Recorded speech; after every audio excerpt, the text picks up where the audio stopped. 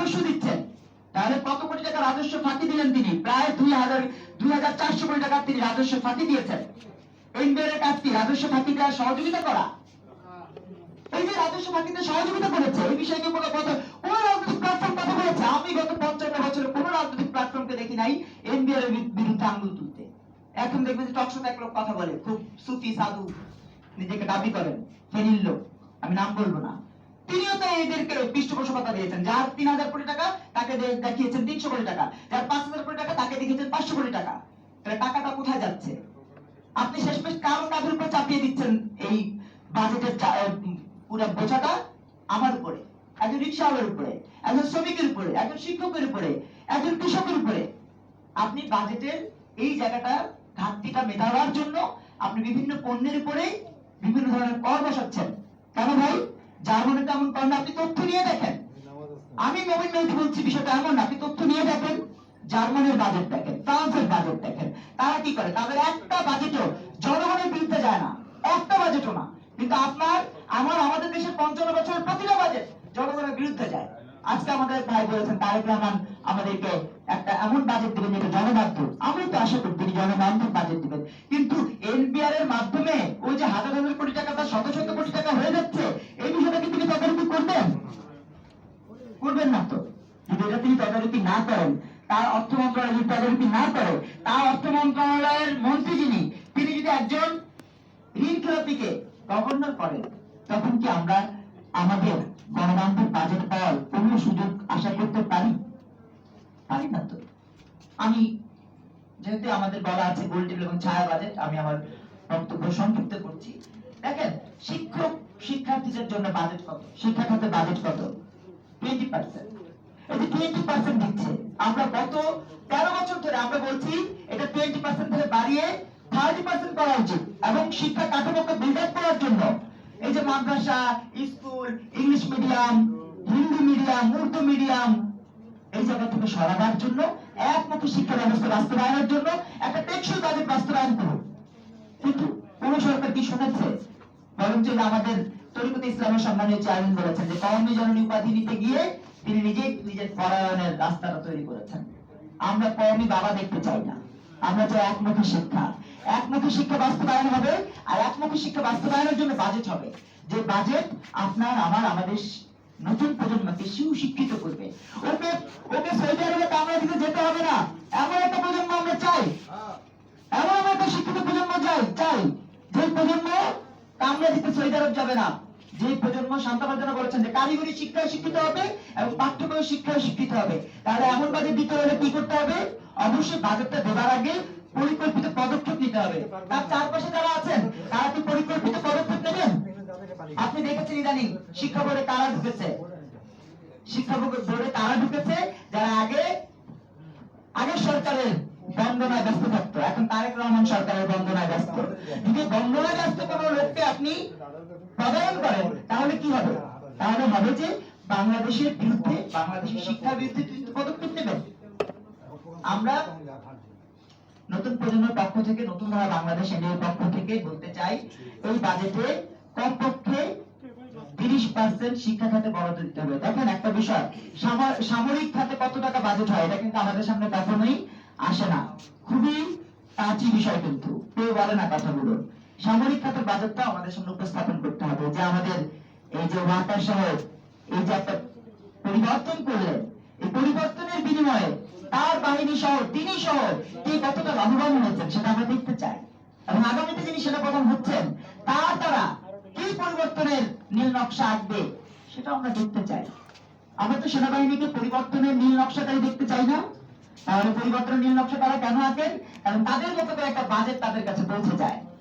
আমরা আশা করবো তারেক রহমান এই বিষয়গুলো অবশ্যই খুবই চিন্তার সাথে খেয়াল করবেন, যাতে সামরিক বাহিনী কোনোভাবেই কোন সরকারের পতনের কারণ হতে না পারে, কোন সরকারকে পতনের মুখোমুখি করতে না পারে, এবং তার বাজেটটা যেন তিনি সত্যিকার অর্থে তার কাজে ব্যবহার করেন, সেটা যেন জনগণের বিরুদ্ধে না চলে যায়। আজকে জনগণের বিরুদ্ধে আমরা দেখেছি তারা কি করেছেন। দেশের অর্থনীতির অবস্থা দেখেন, রিজার্ভের অবস্থা দেখেন, সামাজিক অবস্থা দেখেন, সব অবস্থা কিন্তু ধ্বংস হয়ে গেছে। মধ্যখানে কি হয়েছে? চুল কেটে দেবার নিয়োগ প্রাপ্ত হয়েছেন জামাতের আমির, কোন একটা বেদের মা বেঁধে গোল তার চুল কেটে দেওয়ার এজেন্ডা নিয়েছেন তিনি। কোন জায়গায় কোন নায়রা নাইম বাজারে গেছেন, তার মাথায় কোনো কাপড় নাই, এই জন্য জামাতের ওইখানকার সদস্য তাকে ধাক্কা দিয়ে ফেলে তার গায়ে হাত তুলছেন।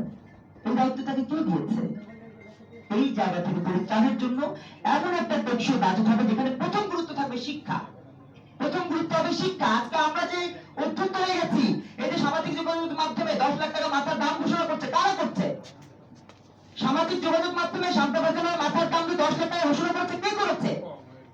সে করেছে যে সুশিক্ষায় শিক্ষিত না, যে পড়তেই পারে না। এই পর্যন্ত পড়েছে, এই পর্যন্ত পড়ার পরে বাবা বলেছে আচ্ছা ঠিক আছে 2 কানি জমি বিক্রি করে দিচ্ছি, তুমি দুবাই যাও, তুমি মালয়েশিয়া যাও। মালয়েশিয়া পাঠিয়ে দিয়েছেন কামলা দিতে। মালয়েশিয়া গিয়া কি করে? আহমদুল্লাহর ওয়াজ শুনে। আহমদুল্লাহ বলছে ইসলাম প্রতিষ্ঠার জন্য বেহেশতে যাইতে হলে এটা করতে হবে, কি করতে হবে? অমুকের মাথা কাটতে হবে। কিন্তু ইসলাম কি এটা বলেছে? ইসলাম বলেছে সিন লাম মিম, ধাতুগত জায়গায়। অনেকে বলতে পারেন মোমেন মেহেদী নতুন ভাবে রাজনীতি করেন, আমরা নতুন ভাবে রাজনীতি করি, সব জেনে বুঝে রাজনীতি করতে এসেছি। মন্ত্রী হতে না, প্রতিমন্ত্রী হতে না, প্রধানমন্ত্রী হতে না, এমপি হতে না, আপনাদের জন্য এসেছি। দেখেন সিন লাম মিম, ধাতুগত জায়গা থেকে অর্থ হচ্ছে শান্তি। ভাই ইসলাম যদি শান্তির ধর্ম হয়, আপনি সিনেমা দেখতে দিবেন, এটা বলে যদি হামলা করেন, আপনি যদি কাউকে বলেন যে আপনার কোনো তালাক হয়ে গেছে, এটা বলে যদি তাকে বিব্রত করেন, তাহলে কি ইসলাম শান্তি প্রতিষ্ঠিত হচ্ছে? আপনি যদি আমার মাথার দাম 5 লাখ টাকা ঘোষণা করেন, এটা কি শান্তি প্রতিষ্ঠিত হচ্ছে? আপনি যদি ডাক্তার শফিক তিনি বিভিন্ন ভাবে বিভিন্ন ধরনের রাজনৈতিক প্রক্রিয়া তৈরি করে বলছেন আমরা ক্ষমতা যাওয়ার জন্য, এই যে মিথ্যা কথা বলছেন, এটা কি শান্তি হতে পারে? এই যে আরমান, এই যে মীর কাসেম আলীর ছেলে, তিনি যে মিথ্যাচার করছেন, দিনে রাতে মিথ্যাচার করছেন সংসদের মতো জায়গায়, পবিত্র জায়গায়, এটা কি সত্যি ইসলাম প্রতিষ্ঠিত করবার কোন লক্ষণ? না তো। এই যে শফিকুল ইসলাম মাসুদ বলেছে যে আমরা ক্ষমতায় ভোটে আসি নাই, পাওয়ার এসেছি, এটা কি ইসলামের শান্তির লক্ষণ?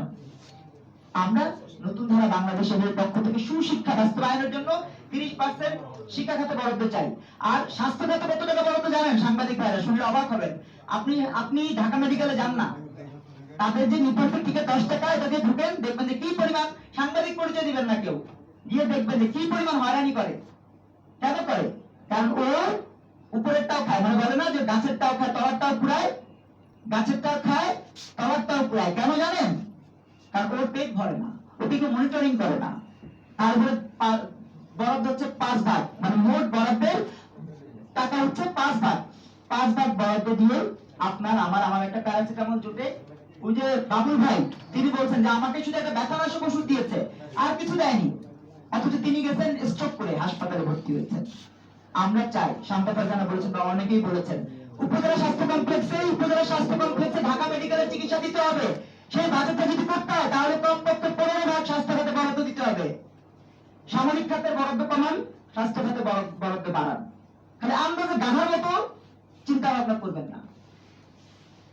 আমাদের কথা স্পষ্ট, আমাদের কথা ক্লিয়ার, স্বাস্থ্য খাতে বরাদ্দ বাড়াতে হবে কমপক্ষে 15 ভাগ।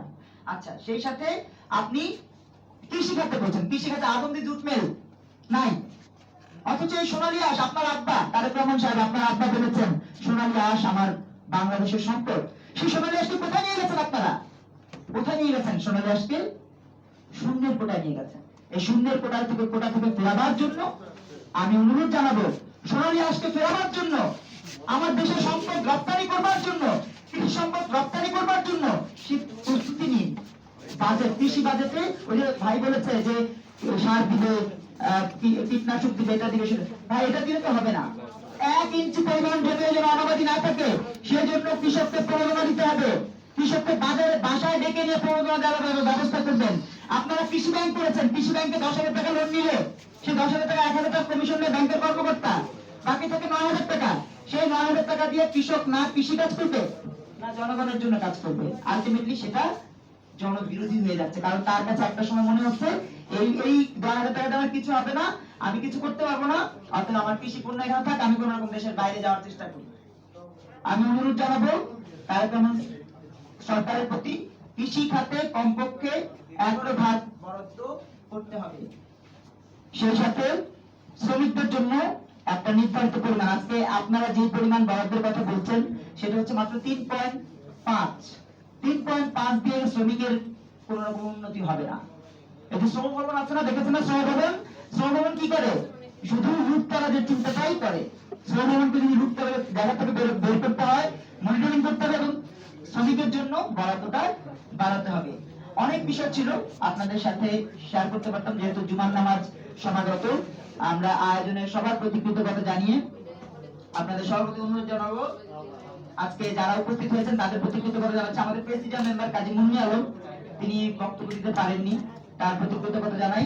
আর এছাড়া আপনারা যারা কষ্ট করে এসেছেন তাদের সবার প্রতি আবারও কৃতজ্ঞতা ভালোবাসা জানিয়ে আজকে আমাদের আয়োজনের সমাপ্তি টানছি। বিজয় বাংলাদেশ, বিজয় নতুন ধারার অঙ্গীকার, দুর্নীতি থাকবে না।